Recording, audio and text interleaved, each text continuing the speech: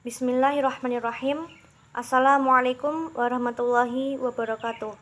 Alhamdulillahirabbil alamin. Wassalatu wassalamu ala asrafil anbiya'i wal mursalin wa ala alihi wa sahbihi ajma'in, amma ba'du. Kami dari kelompok 2 ingin mempresentasikan hasil diskusi kami yang berjudul Makna Tarbiyah, Ta'lim dan Takziah dalam Pengembangan Potensi Manusia, yang beranggotakan saya sendiri, Unwana Syarifah Aisyah, 2.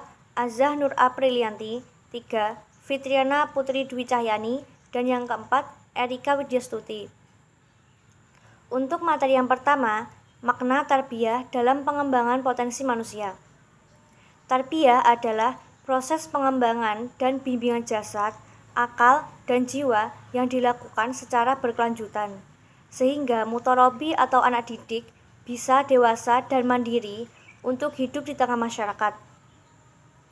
Seperti yang dijelaskan pada surat Ali Imran ayat 79. A'udzubillahi minasyaitonirrajim. Bismillahirrahmanirrahim. Ma kana li basyarin an yu'tiyahullahu al-kitaba wal hukma wan nubuwata thumma yaqula lin-nasi kunu ibadan li min dunillah walakin kunu rabbaniyina bima kuntum tu'allimun al-kitaba wa bima kuntum tadarusun. Yang artinya, tidak mungkin bagi seseorang yang telah diberi kitab oleh Allah serta hikmah dan kenabian, kemudian dia berkata kepada manusia, jadilah kamu penyembahku, bukan penyembah Allah. Tetapi dia berkata, jadilah kamu pengabdi-pengabdi Allah, karena kamu mengajarkan kitab dan karena kamu mempelajarinya. Tafsir surat Ali Imran ayat 79 yaitu, ini tidak layak dan bukan sesuatu yang benar, karena para nabi dipilih oleh Allah dan dikhususkan dengan wahyu, dan memiliki pemahaman yang benar dan keikhlasan kepada Allah. Maka tidak akan keluar dari seorang nabi seruan kepada manusia menuju kekufuran dengan memerintahkan agar menyembah dirinya sebagai tandingan Allah. Nilai pendidikan yang dapat diambil dalam ayat tersebut yaitu, menuntut ilmu dapat menjadikan pegangan teguh dengan ketaatan kepada Tuhan, karena mempelajari kitab-kitabnya dan mengajarkannya kepada manusia, dan memerintahkan mereka untuk berpegang teguh dengannya. Dan orang yang mengajarkan kebenaran dan kebaikan kepada orang lain, wajib baginya untuk berpegang teguh dengannya lebih kuat dari yang lain. Surat yang kedua, Al-Isra ayat 23-24. A'udzubillahi minasyaitonirrajim. Bismillahirrahmanirrahim. Wa qadha rabbuka alla ta'budu illa iyyahu wa bil walidaini ihsana. Imma yablughanna 'indaka kibara ahaduhuma aw kilahuma fala taqul lahumā uffin wa la tanharhuma wa qul lahumā qawlan karīmā. Ya, artinya, dan Tuhanmu telah memerintahkan supaya kamu jangan menyembah selain Dia, dan hendaklah kamu berbuat baik pada ibu bapakmu dengan sebaik-baiknya.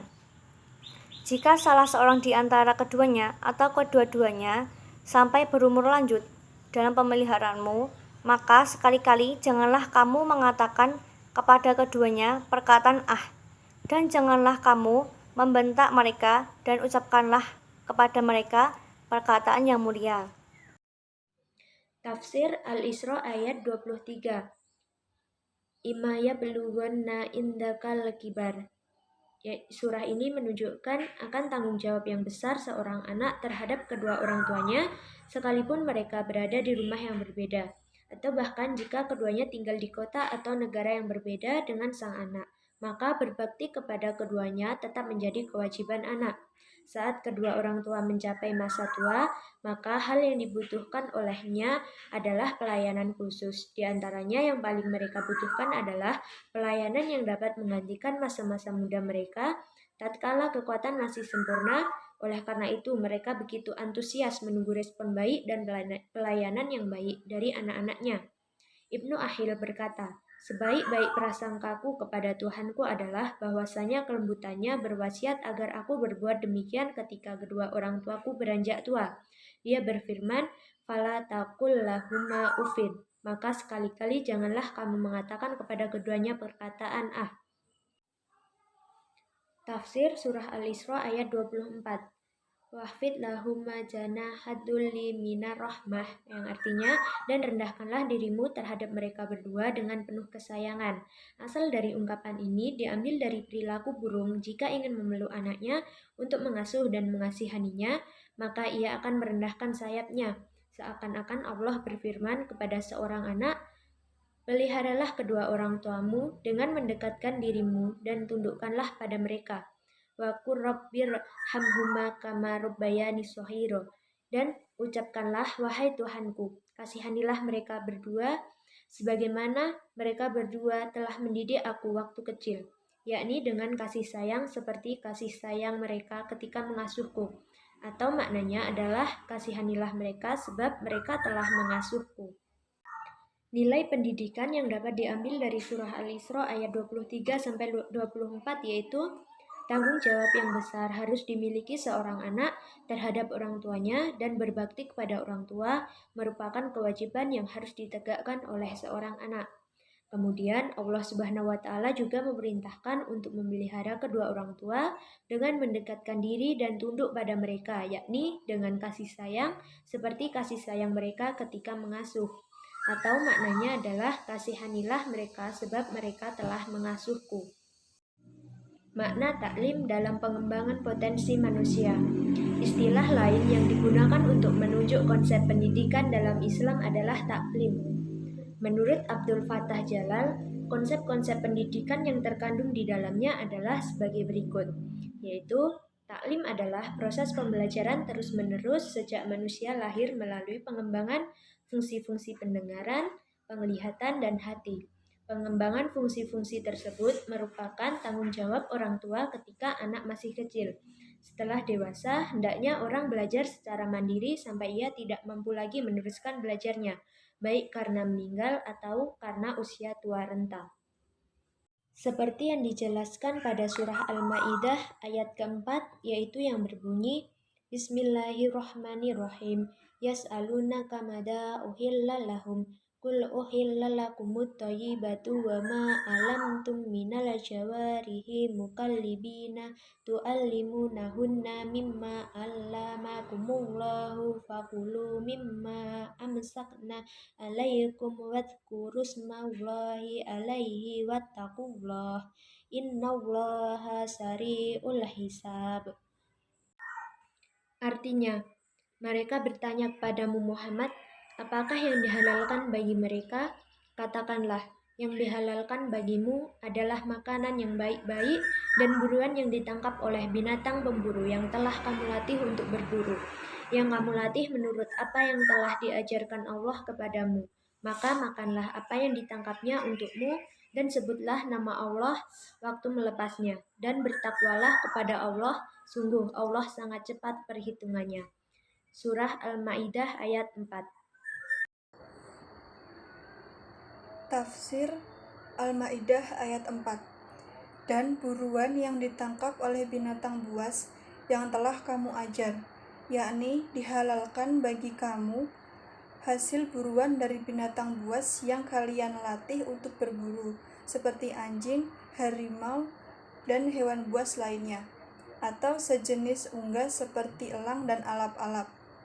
Imam Al-Qutubi berkata, apabila anjing belum memakan hasil buruannya, namun melukainya dengan gigitan atau cakaran, sedangkan yang memakainya untuk berburu adalah orang Islam, dan dia menyebut nama Allah ketika melepaskannya, maka hasil buruan itu halal untuk dimakan, dan tidak ada perselisihan di antara para ulama dalam hal ini.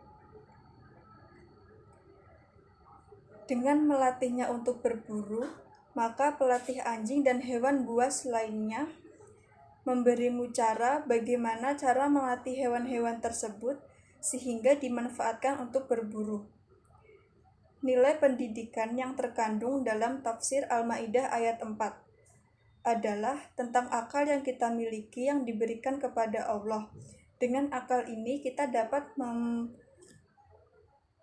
mengetahui bagaimana cara melatih dan memelihara hewan buas itu. Surat At-Toha ayat 71. Qala amantum lahu qabla an azana lakum innahu lakabirukumul ladzi 'allamakumus fala uqati anna aydiyakum wa arjulakum min khilafi wala usalibanikum fi judu'inul wala ta'lamuna ayyuna asadu azaba wa abqa.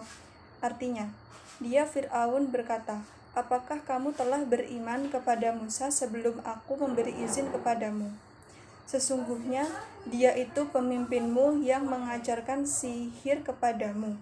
Maka sesungguh aku akan kupotong tangan dan kakimu secara bersilang, dan sungguh akan aku salib kamu pada pohon kurma, dan sungguh kamu pasti akan mengetahui siapa di antara kita yang paling pedih dan paling kekal siksaannya.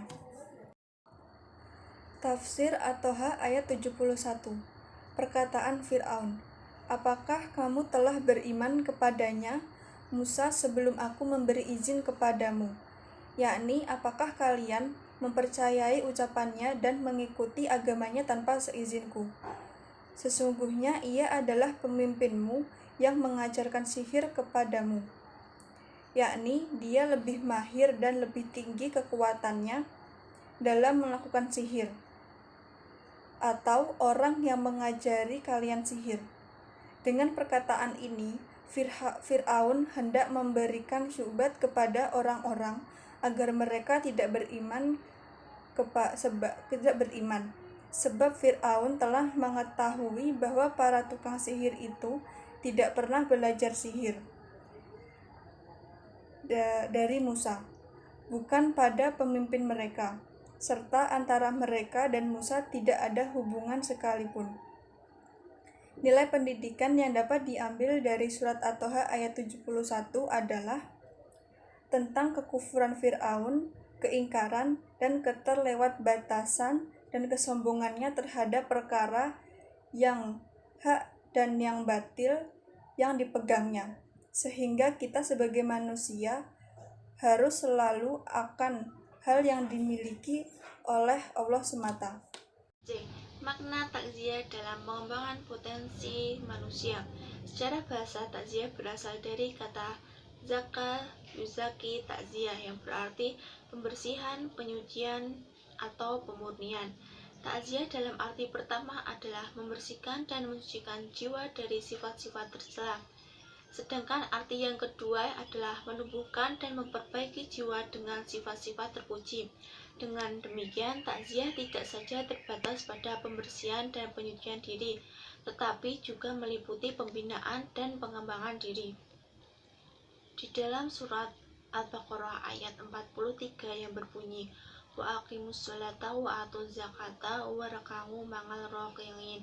Artinya, dan laksanakanlah sholat, tunaikanlah zakat, dan rukulah beserta orang yang ruku. Yang selanjutnya yaitu tafsir Al-Baqarah ayat 43, yaitu aqimus sholata wa atuz zakata, yang artinya dan dirikanlah sholat, tunaikanlah zakat. Yakni Allah memerintahkan orang-orang Yahudi untuk memeluk Islam, kemudian menjalankan sholat sebagaimana yang dijelaskan oleh Nabi Muhammad SAW, dan juga memerintahkan mereka untuk membayar zakat dan mengerjakan sholat dalam jamaah. Dalam ayat ini terdapat petunjuk agar mengikuti sholat berjamaah bersama kaum muslimin dan pergi ke masjid. Nilai pendidikan yang terdapat dalam ayat tersebut yaitu terdapat petunjuk agar mengikuti sholat berjamaah bersama kaum muslimin dan pergi ke masjid. Jumhur ulama menyatakan bahwa sholat berjamaah di masjid hukumnya sunnah muakkad, karena dalam menjalankannya terdapat banyak maslahat dunia dan akhirat. Selanjutnya yaitu surat Al-A'la ayat 14 yang berbunyi Qad aflaha man tazakka, artinya sungguh beruntung orang yang menyucikan diri dengan beriman. Tafsir Al-A'la ayat 14 yaitu Qad aflaha man tazakka, sesungguhnya beruntunglah orang yang membersihkan diri, yakni yang membersihkan diri dari kemusyrikan, lalu beriman kepada Allah dan mengesahkannya serta mengamalkan syariatnya. Nilai pendidikan yang ada dalam ayat tersebut yakni sebagai umat Islam kita sebaiknya menjauhkan diri atau membersihkan diri dari hal kemusyrikan, lalu selalu beriman kepada Allah dan mengisahkannya, serta mengamalkan syariat-syariat yang telah disampaikan. Disusun menurut Tafsir Al-Madinah Al-Munawwarah atau Markas Tajmi Al-Quran di bawah pengawasan Syekh Profesor Dr. Andes Imad Yuhaid Hafiz, Profesor Fakultas Al-Quran Universitas Islam Madinah. Sekian presentasi dari kelompok kami. Apabila ada salah kata dalam pengucapan, kami mohon maaf yang sebesar-besarnya. Terima kasih. Wassalamualaikum warahmatullahi wabarakatuh.